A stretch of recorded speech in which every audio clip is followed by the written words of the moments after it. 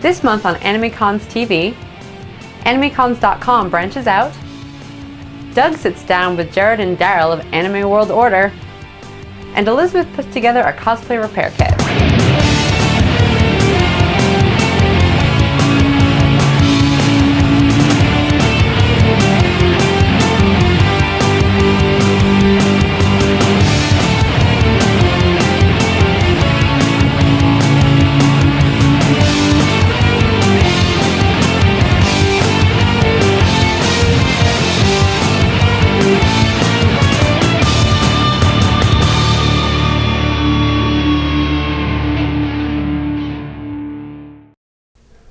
In 2003, I started animecons.com, and now 2012, it's expanding. Not only are we animecons.com now, but we're also animecons.ca and animecons.co.uk. So if you're in Canada, we've got a Canadian version of the site for you, and it defaults to the Canadian convention listings. If you're in Ireland or the UK, you can go to animecons.co.uk, and it will default to listings in your area. And also, we've launched fancons.com and fancons.ca and fancons.co.uk. Now, fancons.com is everything that we've got on animecons.com, plus other conventions. We've got comic cons, sci-fi cons, furry conventions, steampunk conventions, all these that we see here, video games, fantasy, horror. So there's all sorts of stuff. All the fan conventions we can find are going into fancons.com. So if you know of any we don't have listed, please submit them and we'll get them added. But animecons.com isn't going away. We're going to continue with the podcast, AnimeCons TV.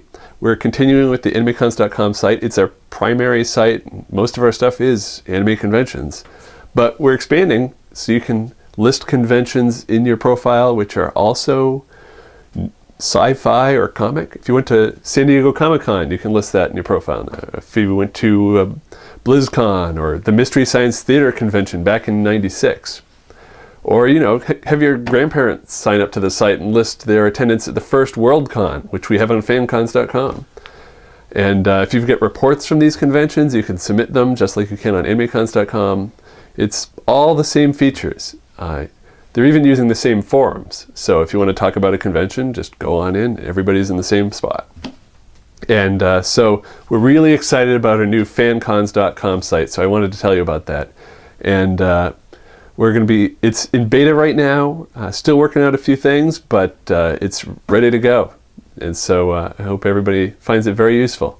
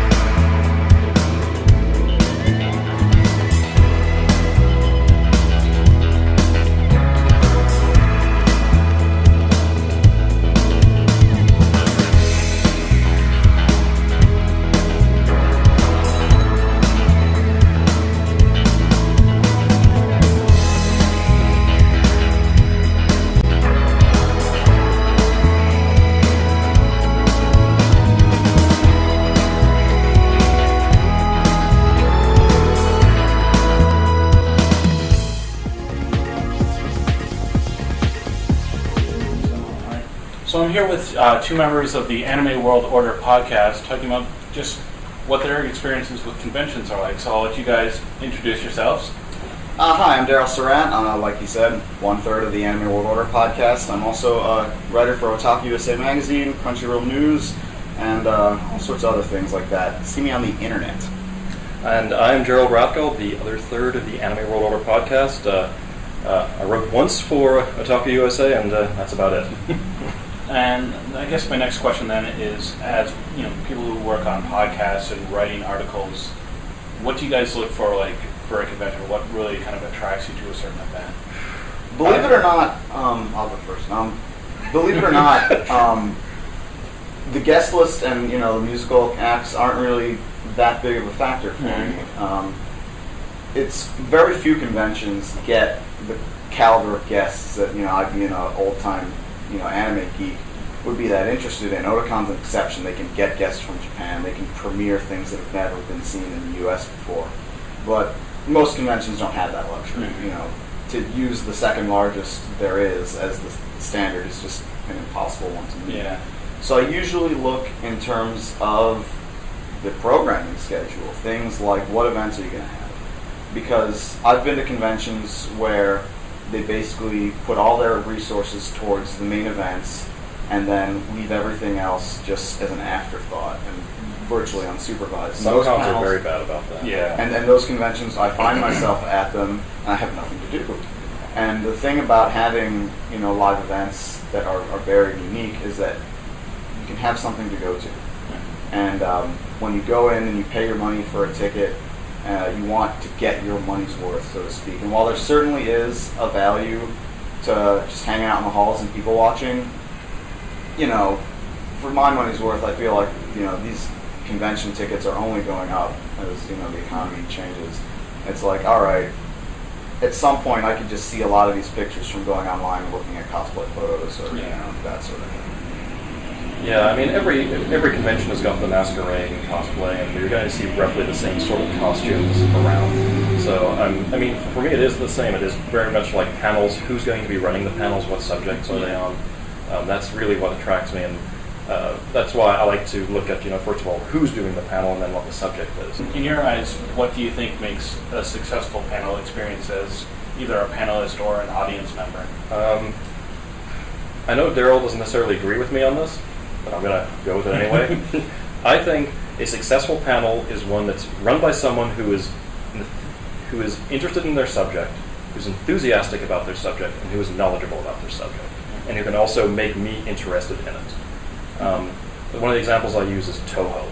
I don't like Toho, those shooting games. I don't care about Toho. It's not my thing. But if I could conceivably go to a panel that the guest could make me interested in Toho, that's a very good panel. It's yet to happen. It's yet to happen. It hasn't happened yet.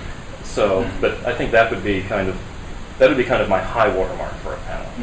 I don't disagree with any of that, actually. I mean, no, that's certainly a criteria. I mean, preparedness. Yes. Most panels are sort of like the heart's in the right place. People who are enthusiastic about a given subject, but they don't have any preparation or know what they're going to say. They just know, I like Bleach, and I'll just run a Bleach panel. I'll run a panel on that. But I prefer if people know what they're going to do ahead of time, like they've got maybe some sort of outline or plan. For some of the more elaborate ones, particularly if there are multiple presenters, some degree of dry run rehearsals beforehand, come in handy. So I usually appreciate preparedness because all of that serves the criteria that Gerald just mentioned of making a topic interesting to people who are usually inclined to want to be interested in the subject you're talking about anyway. Otherwise, they would have never walked in the door. And it's very difficult as well because you have such a wide range of fans at a convention. Mm-hmm. Like if I wanted to do a panel on Bleach, would this be a panel for hardcore fans of Bleach so that we could just run through all of the spoilers and talk about the show in depth, or is this a Bleach 101 panel? So that makes it very difficult. I think maybe one thing that would also go towards what makes something enjoyable that we might not necessarily agree upon. I'm not a fan of PowerPoint. I don't like lectures and slides and things like that. I don't like to be too reliant on that. I prefer multimedia. I prefer videos. I prefer something a little more active as a viewing, because I feel like when I think of PowerPoint lecture, I think of school. I think of boring college class, and a lot of people, even in the business world, really don't use PowerPoint effectively. Like they try to put way too much information on a slide, and they just read what's on a PowerPoint, and that to me isn't. At that point, you're basically there to look at their slides and not the person. I like to focus more on either material being presented in terms of video or the words that are coming out of the speaker's mouth. That's just me. I actually don't disagree with that, but I think I don't have a problem with PowerPoint as a means of putting things in front of people, but I agree that you shouldn't have more than a couple of words, if any, per slide, and that it should be much more focused on, showing videos if you've got a video exam. Don't It's a very easy thing to misuse. Yes, it's far more misused than not. Where can people find more information about what you guys are up to? Sure. We've been running a podcast sporadically for about 6 years now called the Anime World Order Podcast. It's www.animeworldorder.com. Otaku USA Magazine is at otakuusamagazine.com, and Crunchyroll News is crunchyroll.com/news, but people already know that one since that's apparently the #1 English language anime site there is. And you can find us both on Twitter. I'm Gerald_AWO. And I am DARYLSURAT. It's my first and last name, and those are antics. I'm not going to say they're educational antics. No, not necessarily. And you can follow our official Twitter at animeworldorder.com. Oh, it's just Anime World Order is the Twitter. Oh yeah, Anime World Order. So that's about the extent of our social networking. Thank you guys for both taking the time to talk with us. Yeah, pleasure to talk to you. I mean, especially in this really swank, decidedly anime the fancy convention boardroom they gave us here setting. All right. Hey everyone, Elizabeth here. I'm going to show you how to put together a cosplay repair kit. Now when you cosplay at a convention, this is really important to bring with you because sometimes things can happen to your costume no matter how hard you worked on it, from a fallen hem to a button coming off to a prop breaking. And you don't want little things like that to get in the way of you wearing a costume that you worked really hard on and were really waiting to wear to this convention. So this is something essential to bring with you, and hopefully it can help you get past some costume mishaps and help your friends out as well. So the first thing I like to do is get a little pouch to bring it in. This is actually just a makeup case. The most important thing I make sure I put in my cosplay repair kit is a hot glue gun. Now this can fix a number of things very quickly and usually very securely. This is a really great thing to have. You also want a whole bunch of glue sticks as well. Now be careful with this in the hotel room because it does get very hot and you don't want to damage anything in the hotel. So be careful where you let it sit when it's warming up and when it's cooling down. Don't forget to unplug it. This doesn't automatically shut off, and I honestly haven't seen any glue guns that automatically shut off, unlike your hotel room iron, which will, but you should still unplug that too. So really be careful to make sure this is unplugged because you don't want to damage anything in the hotel room and be charged for it.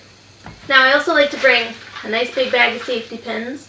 I also like to carry a couple of these around the convention floor with me. I'll throw them in my bag if I have one. If I don't, I like to pin a couple to the underside of my sleeve or jacket or something like that, because if something is coming apart while you're on the floor, you want to be able to do a quick fix. Now you can also get, I'm actually all out of them, but these are little Velcro sticky backs. What it is they're little circular or square or even strips of Velcro that's adhesive in the back.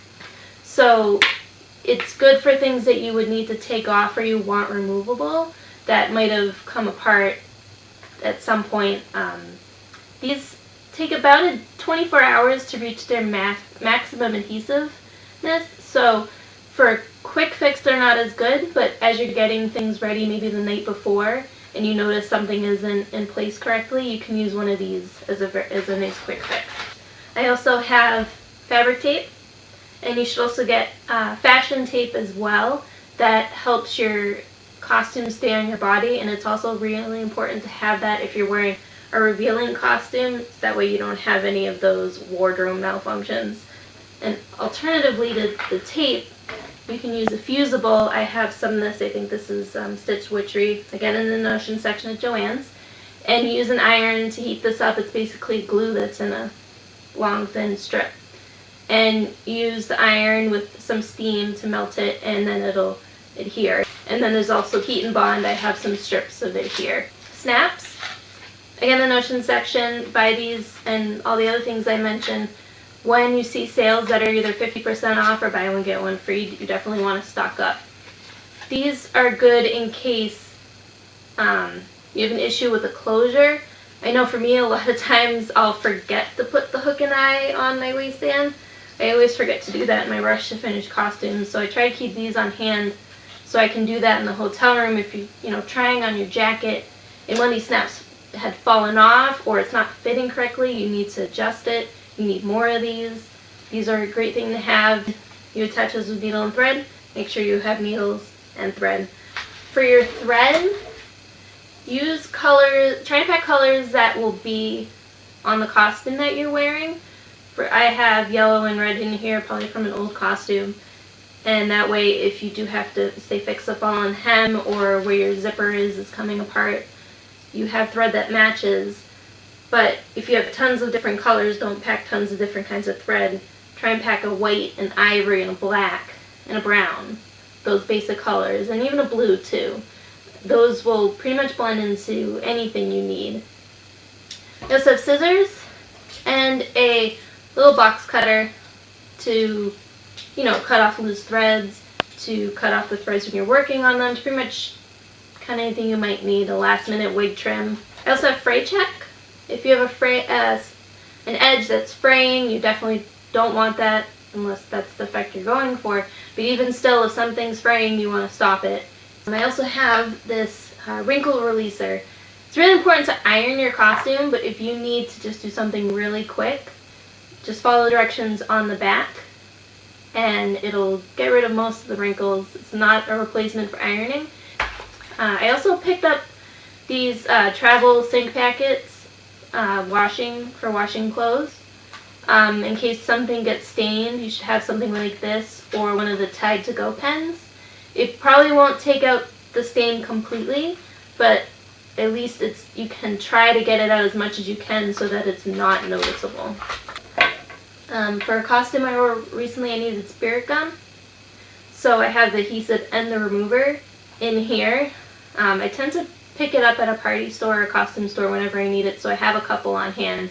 But I like to keep extra in my repair kit because in case I forgot to throw it in my makeup bag or anything else that I needed, I know that it's in my repair kit and I have it if I need it. I also like to throw in extra wig caps and extra hairpins and bobby pins and hairspray in my repair kit as well, which I will need to go find some. But that's how you put together a cosplay repair kit. Hopefully this will help you in the future.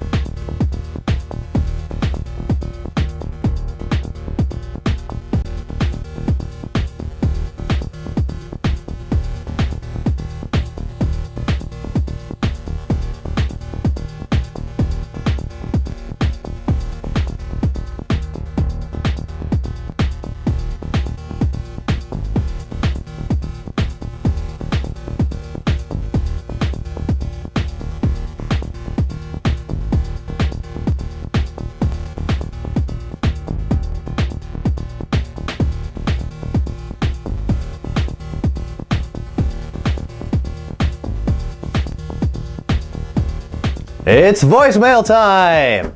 Well, another month, not a voicemail. Play that voicemail, Johnny. AnimeCons TV, you're still awesome. I'm glad to see you back for 2012. Have a great year. Thank you, Movie Phone Guy. And we have another voicemail. I'm dreaming of another episode of animecons.com TV. I didn't sing this well, but that's okay. I'll leave a message anyway. This call may have involved rum. A lot of rum. Our voicemails are filled with booze. You know, Movie Phone Guy? One day we might just answer. Just answer when you call. Anyway. If you'd like to email us at podcast@animecons.tv. You can call us leave us a message at 762-ADEQUATE. That's 762-233-7828. Follow us on Twitter at animecons.tv. Or follow our new fancon.com site at twitter.com/fancons. We also have our Facebook and Google+.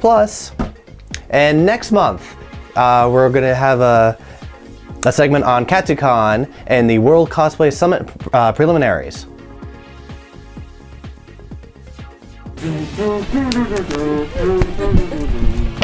Hurling? This is the Tony Carey hurling team. Pulmonaries! Oh God! There's some of the costumes are having pulmonary. Yeah, right.